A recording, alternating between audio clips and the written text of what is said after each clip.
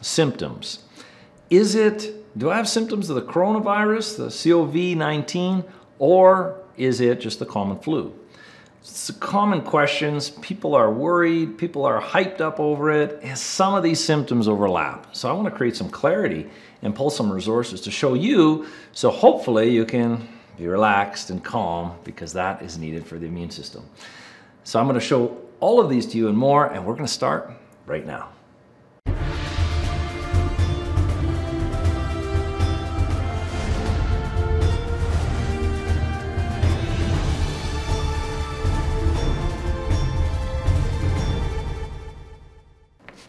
Well, hello everyone, I'm Dr. Glenn Harrison, and welcome to this week's segment of Why. This is where we take just a few minutes to answer some of the most common health-related questions that I see in my office every day. So the question is, it's actually a fear right now. Anybody has a sniffle or a cough or anything, and then they think they have the coronavirus, the COVID-19 virus. And there is a lot of overlap between these disorders. So I want to break it down and what symptoms overlap, what tend to be a little bit more close to the coronavirus, and what is more of the common flu, because again, these symptoms overlap.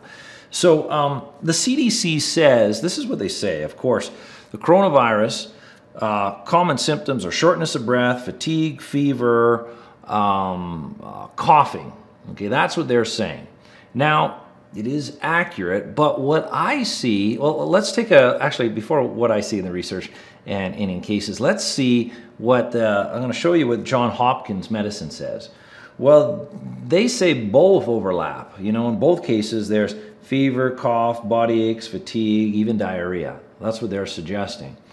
So of course there's overlap, but the most common symptoms that I see and that I researched, of course, that we see that people who went through the virus, the coronavirus, got to the other side or are suffering from it, tend to be things like fever. That's the most common one. Your body's fighting. And then fatigue following the fever. Not always, right? Because it's a flu. There's multiple symptoms of it.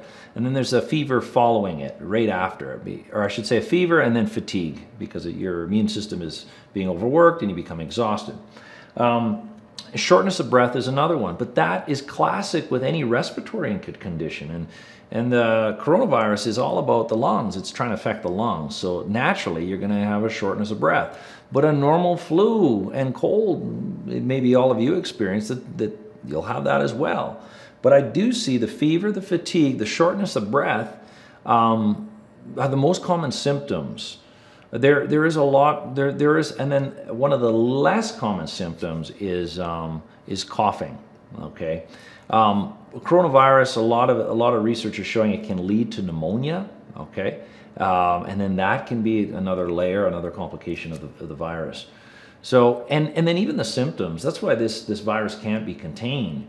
And all the efforts, that's normal, that's what government should do, trying to contain it, but I don't think it can be contained, because symptoms aren't coming on for 2 to even as high as 14 days after infection, after being exposed to it. And that 2 to 14 days, you're actually, what the research is showing, we're still learning about it, of course, but what we're seeing is it's highly contagious. You know, it's transmittable in that, and you don't have any symptoms. So that's why I don't think we can contain it. But hopefully that gets rid of a little bit of concern about this. Now, do follow your medical doctor. Don't just listen to what you see online, including myself. Follow your medical doctor, but hopefully that creates some clarity of what some of these symptoms could be. The biggest defense is your immune system. So I highly recommend, I did a video just on enhancing immune function. Watch this video, there's a link above and below on how to enhance your immune system, because that's what you have right now. That is everything. Your immune system is the only defense you have, so you can enhance it, and there's strategies with that. So I hope that's helpful. I hope you can be relaxed, and definitely reach out to your medical provider if you have those symptoms, and follow all the precautions from the CDC and your local health officials.